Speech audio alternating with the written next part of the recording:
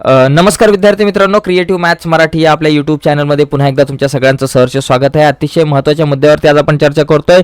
मराठीचा पेपर पहिला असणार आहे 1 मार्च 2024 ला. आपला पहिला मराठीचा पेपर सकाळी ठीक 11 वाजता सुरू होईल आणि या मराठीच्या पेपरामध्ये आपल्याला 80 पैकी 80 मार्क कसे मिळवता येईल यावरती आज आपण आपल्या या व्हिडिओमध्ये चर्चा करणार आहोत. तसं बघायला गेलं तर आपला पेपर असतो 100 मार्काचा, परंतु 100 पैकी 80 मार्क जे आहे ते लेखी परीक्षेचे असतात, 20 मार्क अंतर्गत मूल्यमापनाचे असतात. तर या बोर्डाच्या परीक्षेमध्ये 80 पैकी 80 मार्क कसे पाडता येईल त्यावरती आपण चर्चा करूयात. ही प्रश्नपत्रिका जी आहे ना मित्रांनो, नीट समजून घ्या, कारण याच प्रकारची प्रश्नपत्रिका या वर्षीच्या बोर्डाच्या परीक्षेला येणार आहे. त्यामुळे ही प्रश्नपत्रिका आपण समजून घेऊयात. बघा मित्रांनो, या प्रश्नपत्रिकेमध्ये सगळ्यात पहिला प्रश्न आहे. बघा, पहिला प्रश्न पहिल्यामध्ये अ, आ आणि ई. अ असतो, आ असतो आणि ई असे 3 प्रश्न असतात. अ जो आहे तो 7 मार्काला पठित उतारा म्हणजे पाठ्यपुस्तकातील उतारा दिला जातो. आ जो आहे तो पण पठित उतारा म्हणजे पाठ्यपुस्तकातला उतारा असतो. आणि ई मध्ये काय असतो, 4 मार्काला पाठ्यपुस्तकाच्या बाहेरचा उतारा असतो. अशा प्रकारे एकूण 7 दुने 14 आणि 18 मार्क जे आहे ना ते या पहिल्या प्रश्नामध्ये असतात. त्यामुळे पहिला प्रश्न खूप महत्त्वाचा आहे. आणि पहिला प्रश्न सोडवताना कुठली काळजी घ्यायची हे सांगतो तुम्हाला आत्ताच. पहिला प्रश्न सोडवत असताना हा भूलभुलैयासारखा प्रश्न आहे. उतारा पहिला वाचा, पण उतारा वाचण्याच्या अगोदर प्रश्न नीट वाचा. प्रश्न वाचून घ्या, प्रश्न वाचल्यानंतर उतारा वाचा. ओके, कारण ऑलरेडी हे जे उतारे आहेत ते आपल्या पुस्तकातले आहेत, पहिले 2 उतारे. त्यामुळे कधी कधी उतारा न वाचतात आपल्याला काही प्रश्नांची उत्तरं मिळू शकतात. बघा, इथं दिलाय प्रश्न पहिल्याला अ, उतारा वाचून सूचनेच्या आधारे कृती लिहा. याच्यामध्ये जवळपास 3 कृती असतात, पहिली, दुसरी आणि तिसरी कृती. पहिली कृती जी आहे ती 2 मार्काची, दुसरी कृती 2 मार्काची, तिसरी कृती 3 मार्काची. पहिल्या ज्या 2 कृती आहेत त्या आकलनावर आधारित असतात. बरं का, आकलन म्हणजे काय, त्याच्यामध्ये जोड्या लावा, त्याच्यामध्ये बॉक्स पूर्ण करा, ज्याच्यामध्ये चुक्की बरोबर. हा जो पॅसेज आहे तो तुम्हाला किती समजलाय त्यावर आधारित. आणि तिसरा जो प्रश्न आहे तो सोमतला असतो, ज्याच्यामध्ये थोडीशी गडबड होते आपली. ओके, तर आता आपण बघूयात. पहिला हा प्रश्न वाचा. प्रश्न पहिला काय बाबा, तुमच्याकडं आकृती पूर्ण करा. बघा, ज्याच्यामध्ये दिले न्यू एज रोबो कंपनीने हॉटेल व्यवसायासाठी तयार केलेले यंत्रमानव. इथं 4 ऑप्शन आपल्याला या ठिकाणी दिलेले आहेत. बघा आपण, आणि दुसरा प्रश्न काय बाबा, उत्तरे लिहा. रोबो वेटरचा सर्व्हिसिंगचा कालावधी लिहा. रोबो वेटर बाबत न्यू एज कंपनीच्या एजंटने दिलेली खात्री लिहा. आणि नंतर सोमत. ओके, असे 3 प्रश्न आहेत. आपण बघूयात आता हा प्रश्न, हा जो उतारा आहे तो वाचून घेऊ आपण. एका उताराच्या प्रश्नांची उत्तरं समजून घेऊ, यावरून बाकीचे उतारे तुम्ही बघू शकताय. पण आपण बघूयात. बघा, न्यू एज रोबो कंपनीचा एजंट आम्हाला लॅपटॉपवर माहिती सांगत होता. हॉटेल व्यवसायाच्या गरजा लक्षात घेऊन वेटर, आचारी, स्वीपर, मॅनेजर असे वेगवेगळे यंत्रमानव म्हणजेच रोबो आम्ही बनवले आहेत. ओके, बघा, वेटर रोबो आहे, आचारी रोबो आहे, स्वीपर रोबो आहे, मॅनेजर रोबो आहे. म्हणजे न्यू एज कंपनीने हॉटेल व्यवसायासाठी तयार केलेले यंत्रमानव कुठले आहेत बाबा. एक आहे वेटर, इथं बेटर वाटतं पण तो वेटर आहे. दुसरा आहे आचारी. ओके, आचारी आहे. त्याच्यानंतर आहे स्वीपर एक रोबो आहे.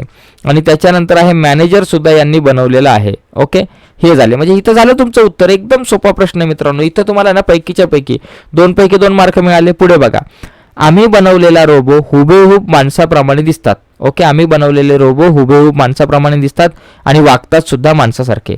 एका रोबोची किंमत 1 लाख रुपये आणि दर 2 महिन्यांना सर्व्हिसिंगचे 2,500 रुपये. लाखाची गोष्ट निघाल्याबरोबर सोमनाथ पटकन उठत मला म्हणाला, राजा भाऊ उठा आता, हे काही आपल्याला परवडणार नाही. आणि दुसरी गोष्ट म्हणजे रोबो वेटरची सर्व कामे करणं शक्य आहे. कसं शक्य आहे?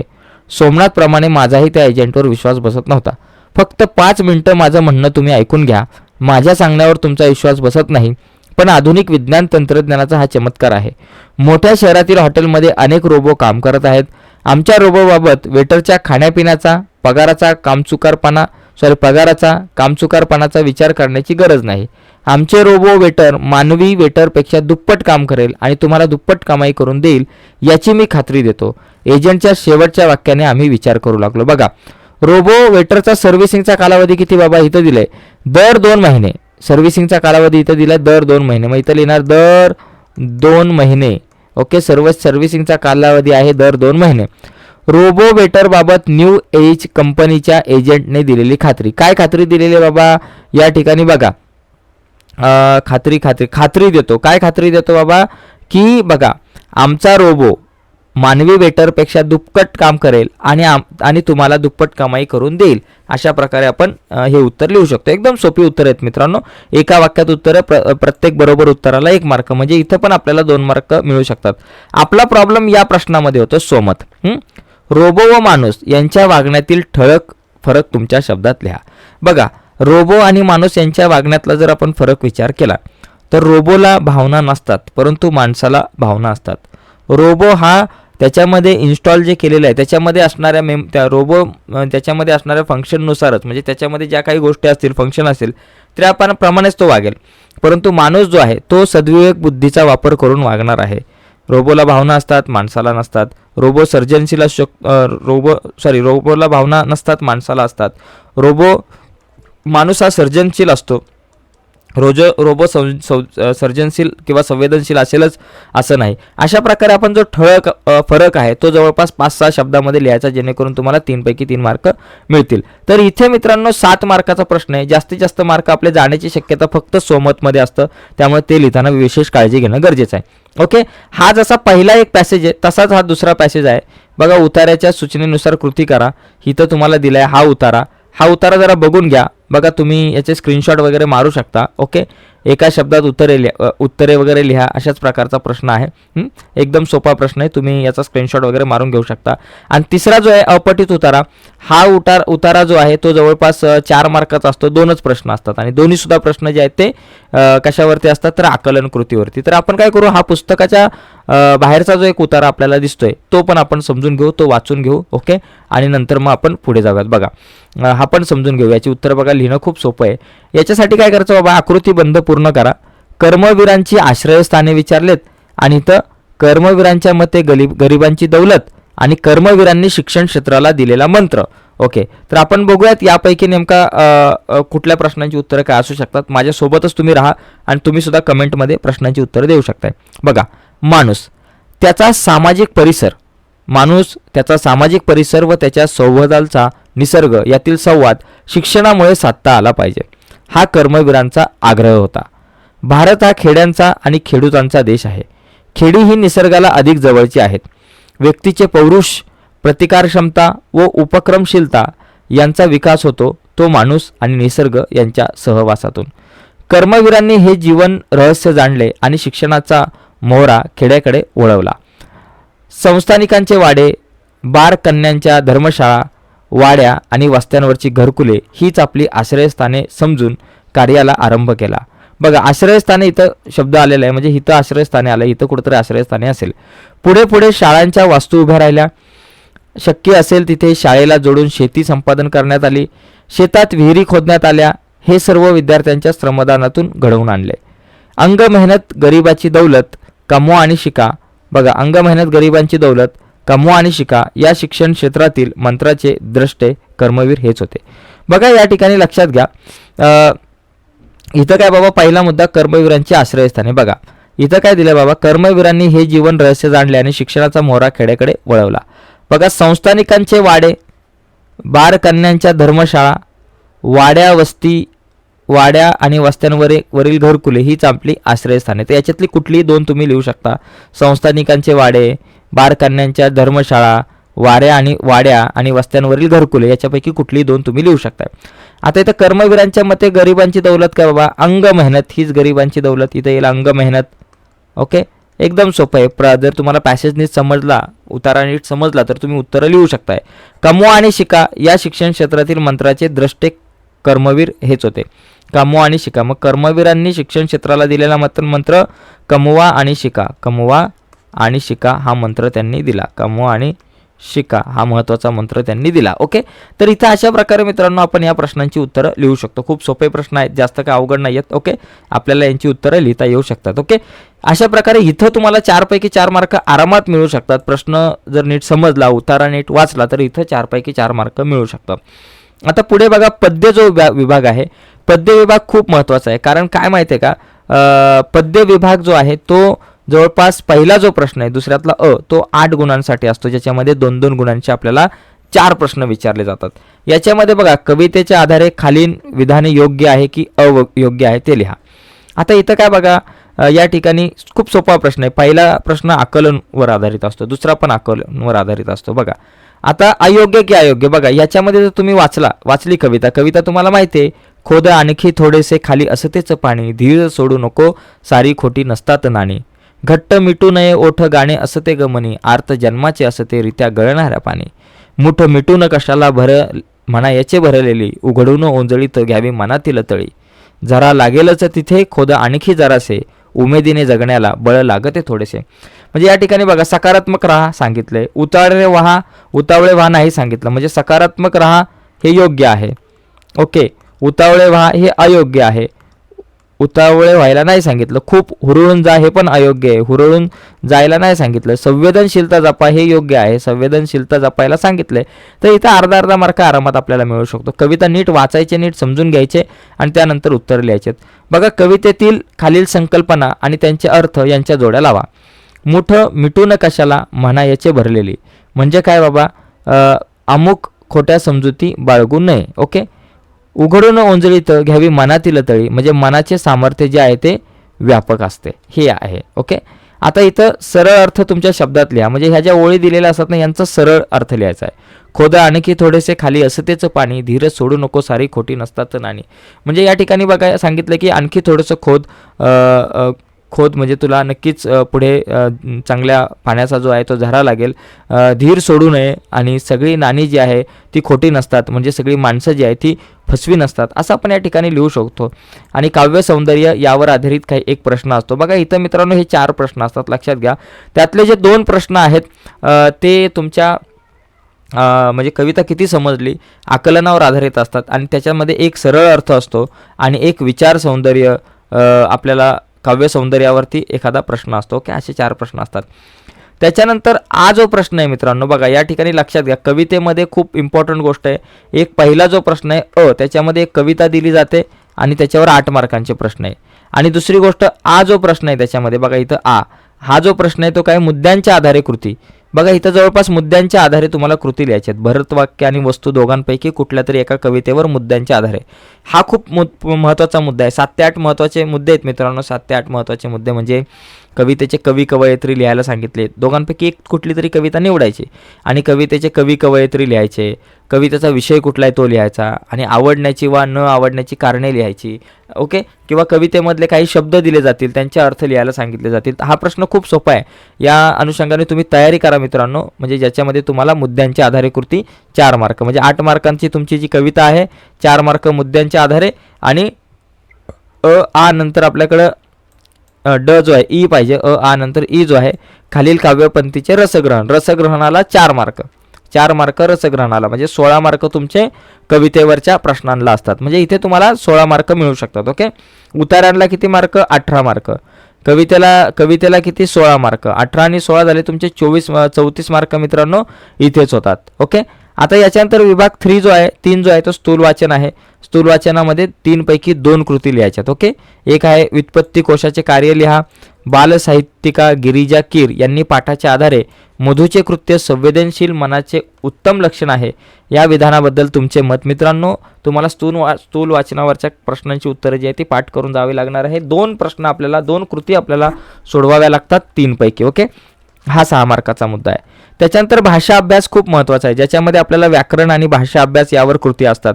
हा जो मुद्दा आहे तो जवळपास किती 2, 2, 4, 4 आणि 4 8 नंतर 9, 10, 11, 12, 13, 14, 15, 16 मार्काचा मुद्दा आहे. आपण इथं बघा, इथं समजून घेऊयात, खूप सोपं आहे. बघा भाषा अभ्यासामध्ये बघा इथं काय सांगितलं, योग्य जोड्या लावा. समास आहे, समास विचारला जातो. समासामध्ये बघा भाजीपाला हा कुठला समास आहे? भाजीपाला हा समास जो आहे ना, ओके, भाजीपाला समाहार दोदो समास आहे. ओके, त्याच्यानंतर कमल नयन, कमळासारखे नयन, म्हणजे हा कर्मधारय समास आहे. ओके, द्विगु समास म्हणजे ज्यावेळेस अंक येतो, उदाहरणार्थ त्रिदेव वगैरे किंवा त्रिकोण, अशा प्रकारे ज्यावेळेस अंक येतो त्यावेळेस आपण तिथं द्विगु समास वापरतो. भाजीपाला हा समाहार दोदो समास आहे. ओके, कमल नयन कर्मधारय समास आहे. आता शब्दसिद्धी तक्ता पूर्ण करा. यामध्ये बघा प्रत्यय घटित म्हणजे नंतर येणारा शब्द, उपसर्ग घटित म्हणजे अगोदर येणारा शब्द, अभ्यस्त म्हणजे जे डबल रिपीट होतं शब्द ते. आता बघा दिवसाच्या अगोदर भर लागलाय, भर दिवसा म्हणजे हा काय झाला उपसर्ग, भर दिवसा म्हणजे काय झाला, हा उपसर्ग घटित. लाल लाल रिपिटेशन झाले म्हणजे अभ्यस्त. लाल लाल. त्याच्यानंतर दुकानदार. दार म्हणजे नंतर दार लागलाय, दुकानच्या नंतर दार आला म्हणजे प्रत्यय, म्हणून प्रत्यय घटित शब्द. दुकानदार हा प्रत्यय घटित होणार. आणि खटपट हा काय होणार, अभ्यस्त. खटपट झाला. एकदम सोपा मित्रांनो. व्याकरणाचा जो काही घटक आहे आणि भाषा अभ्यासाचा घटक आहे तिथं आपल्याला पैकीच्या पैकी मार्क मिळू शकतात. आता वाक्यप्रचार बघा, कुठलेही आपल्याला 2 वाक्यप्रचार आणि त्यांचे अर्थ लिहायचे आहेत. कान देऊन ऐकणे म्हणजे तुम्ही काळजीपूर्वक ऐकणे. ओके. शाळेमध्ये शिक्षक निबंध कसा लिहायचा हे सांगत असताना वर्गातील सर्व मुले कान देऊन ऐकत होती. तर अशा प्रकारे कसब दाखवणे म्हणजे कौशल्य दाखवणे. आनंद गगनात न मावणे, खूप आनंद होणे. तगादा लागणे म्हणजे मागे लागणे. अशा प्रकारे आपण हे लिहू शकतो. ठीक आहे. कुठले 2 शब्द संपत्तीमध्ये खूप सिंपल आहे, म्हणजे एक तर समानार्थी विरुद्धार्थी शब्द लिहिणं खूप सोपं आहे. डोळा नयन, वृक्ष झाड. ओके. वास्तव अवास्तव, सोय गैरसोय. झालं, एकदम सोपं आहे मुद्दा. शब्द संपत्तीमध्ये बघा हे 1 मार्क तर हातातलेच एकदम, इथं 1 मार्क हातातले आहेत. त्याच्यानंतर वचन ओळखा. वह्या वचन ओळखा बरं का. वह्या हे काय अनेक वचन आहे. मुलगा एक वचन आहे. ठीक आहे. किंवा बाबा इथं कधी कधी याचे वचन बदलायला सांगतील. वह्याचं वही, मुलगाचं मुलगे वगैरे, मुले वगैरे होऊन जाईल. ओके. खालील शब्दातील अक्षरांपासून 2 अर्थपूर्ण शब्द, इथं पण 1 मार्क मिळतील. विचारसरणी, हे काय विचार. ओके. त्याचबरोबर इथं रस पण शब्द होईल. त्याचबरोबर सर पण होईल शब्द. 2 लिहायचे. त्याच्यानंतर ठीक आहे, एवढं आपण या ठिकाणी लिहू शकतो. ओके. अशा प्रकारे. आता पुढे बघा, लेखन नियमानुसार वाक्य लिहायचेत. म्हणजे या ठिकाणी आपल्याला काय करायचं की लेखन नियमानुसार लिहायचेत. चुकीचा जर एखादा शब्द असेल तर तो काढून टाकायचा आहे. गिर्यारोहणाने मला खूप महत्त्वाचे धडे दिले. अलीकडे सुरेख सिनेमाचा जो सीए जो पहिला पाहिजे या ठिकाणी, तिचं अवसान गळून पडलं, ती मला तर वाटतं पहिली पाहिजे. ठीक आहे. इथे आपण या ठिकाणी बऱ्याच मुद्द्यांवरती आता हात घातलेला आहे. अजून थोडंसं पुढे जाऊयात. इथं विरामचिन्हे घालून सुद्धा आपल्याला लिहिता आलं पाहिजे. मी एवढं सगळं सांगितलं कारण मी तुम्हाला खूप जवळून पाहिलं. इथं योग्य विरामचिन्हे आपल्याला वापरायची आहे. तिथे 1 मार्क आहे. पारिभाषिक शब्द, वर्कशॉप म्हणजे कार्यशाळा, एक्सचेंज म्हणजे अदलाबदल. ओके. त्यानंतर बघा पुढे खालील कृती सोडवा. आता इथं आपल्याला कृती सोडवायच्या आहेत. उपयोजित लेखन बघा या ठिकाणी.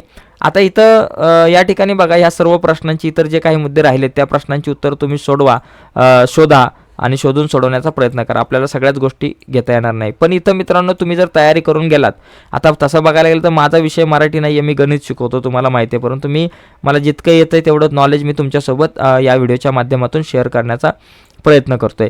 त्यानंतर बघा हे सगळं झाल्यानंतर आपल्याला एक उपयोजित लेखन आहे बघा, पत्रलेखन जे आहे मित्रांनो. या पत्रलेखनामध्ये बघा तुम्हाला एकतर पत्रलेखन लिहावं लागतं किंवा तुम्हाला इथं एक 1/3 सारांश आहे. या दोघांपैकी एक काहीतरी लिहायचं आहे. पत्रलेखनाची जर तुम्ही तयारी केली तर तुम्हाला बघा इथं दिलंय, खालील निवेदन वाचा व त्याखालील कोणतीही एक कृती सोडवा. काय कुठली कृती बाबा या ठिकाणी बघा, एक आहे विद्यार्थी प्रतिनिधी या नात्याने शाळेतील ग्रंथालयासाठी पुस्तकांची मागणी करणारे पत्र दुकानदाराच्या व्यवस्थापकाला लिहा. म्हणजे इथं एक काय बाबा तुम्हाला एक कृती दिले, एक बाबा जाहिरात दिले. काय दिले बाबा, वाचाल तर वाचाल, मनोज पुस्तकालय, त्याचा पत्ता दिला आहे. दुकानाच्या वर्धपान दिनानिमित्त 8 डिसेंबर रोजी खास सवलत आहे. कोणत्याही पुस्तकावर 20% सवलत, 2000 रुपयांच्या खरेदीवर 1 पुस्तक मोफत. वेळ सकाळी 9 ते ही वेळ वगैरे दिले, सोमवारी बंद, या सगळ्या गोष्टी दिल्यात. मग इथं विद्यार्थी प्रतिनिधी म्हणून तुम्ही त्याला पत्र लिहायचं. त्याच्यामध्ये तुम्ही लिहू शकता की बाबा आम्ही तुमच्या दुकानाची पुस्तकालयाची जाहिरात अमुक अमुक वृत्तपत्रामध्ये वाचल्यानंतर खूप आनंद झाला, कारण अशा प्रकारचे उपक्रम आजच्या काळामध्ये राबवणं ही खरंच खूप मोठी गोष्ट आहे. त्याबद्दल तुमचं खरंच मनापासून आम्ही आभार व्यक्त करतो. ओके. आता आभार व्यक्त करतो. आमच्या शाळेसाठी सुद्धा बऱ्याच पुस्तकांची आवश्यकता आहे, कारण आमच्या ग्रंथालयामध्ये सुद्धा काही पुस्तकांची कमतरता आम्हाला भासते. म्हणून आम्ही तुमच्याकडून काही पुस्तकं मागवणार आहोत किंवा मागवण्याची इच्छा आहे. आणि त्यातल्या त्यात आम्ही तुमची जाहिरात वाचली आणि जाहिरात वाचल्यानंतर आम्हाला समजलं की 20% सवलत आहे. त्यामुळे कृपया करून आम्हाला 20%च्या सवलतीवरती आम्हाला पुस्तकं द्यावीत. पुस्तकांची यादी मी जोडलेली आहे वगैरे वगैरे असं तुम्ही लिहू शकता. ठीक आहे. तर अशा प्रकारे किंवा संबंधित निवेदनाची माहिती देणारे पत्र तुमच्या मित्रमैत्रिणीला लिहा. मग मित्रमैत्रिणींना तुम्ही पत्र लिहू शकताय. जे तुम्हाला दोघांपैकी एक सुचेल ते लिहा. ओके. आणि किंवा तुम्हाला एकतर 1/3 सारांश जो आहे तो तुम्ही लिहू शकता. शक्यतो पत्रलेखन लिहा, चांगले मार्क मिळतील. पुढे बघा आ मध्ये काय आहे, जाहिरात लेखन, बातमी लेखन आणि कथा लेखन. तिघांपैकी काहीतरी 2 लिहायचं आहे. तिघांपैकी जाहिरात लिहा, कथा लिहा, नाहीतर बातमी लिहा. जाहिरातमध्ये पण चांगलं आहे. बातमी काय दिली बाबा, 8 मार्च जागतिक महिला दिनानिमित्त शाळेत माता पालक मेळावा व विविध स्पर्धांचे आयोजन, पालकांचा उदंड प्रतिसाद. बघा 8 मार्च निमित्त महिला दिनानिमित्त शाळेमध्ये माता पालक मेळावा व विविध स्पर्धांचे आयोजन करण्यात आले आणि त्यामध्ये पालकांचा उदंड प्रतिसाद, या प्रकारची बातमी. ओके. किंवा कथा तुम्हाला जी अपूर्ण आहे ती पूर्ण करायची. यापैकी काहीतरी करू शकता. आणि त्याच्यानंतर मग लेखन कौशल्यामध्ये तुम्हाला 3 पैकी एक कृती सोडवायची. एक प्रसंग लेखन आहे, त्याचबरोबर एक आत्मकथा आहे आणि एक वैचारिक लेखन आहे. तिघांपैकी एक काहीतरी तुम्हाला लिहायचं आहे, ते तुम्ही लिहा. आता या व्हिडिओमध्ये आपण या सगळ्या गोष्टींवरती चर्चा नाही करणार. एकंदरीत प्रश्नपत्रिकेचं स्वरूप कसं आहे हे तुमच्या लक्षात आलं असेल. ठीक आहे. तर मित्रांनो, आजच्या या चर्चेमध्ये मला असं वाटतं आपण इथंच थांबूयात. नक्कीच तुम्हाला ही व्हिडिओ आवडली असेल. तर व्हिडिओला लाईक करा. नवीन असाल तर चॅनल सबस्क्राईब करून त्या बाजूला असलेलं बेलचं बटन दाबा, जेणेकरून आम्ही अपलोड केलेल्या प्रत्येक नवीन व्हिडिओची नोटिफिकेशन तुमच्यापर्यंत पोहोचेल. ओके मित्रांनो, धन्यवाद. बाय सर्वांना.